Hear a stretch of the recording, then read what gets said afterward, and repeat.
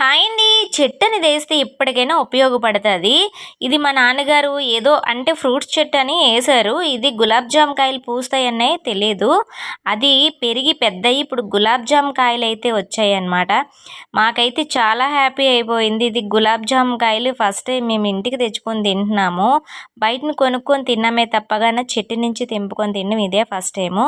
అది కూడా సపోటాలు కూడా ఒక చెట్టుకి పూస్తే తెచ్చారు. ఇంక ఇవి పచ్చికాయలు కొద్దిగా ఏంటంటే మొగ్గబెట్టుకోవాలి. మామూలుగా పెట్టాలి కదా అని నేనైతే ప్లేట్‌లో అయితే పెట్టుకున్నానే తప్ప అవి పచ్చికాయ. గులాబ్ జామ్ కాయలైతే చాలా బాగున్నాయండి. అంతగా కసేమీ అనిపించట్లేదు. ఇవి ఒంటికి కూడా హెల్త్‌కి చాలా మంచివంట వీటిలి గూడాన.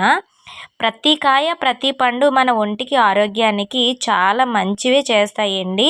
ఏ సీజన్‌లో దొరికే పండు ఆ సీజన్‌లో తినడానికి ట్రై చేయండి.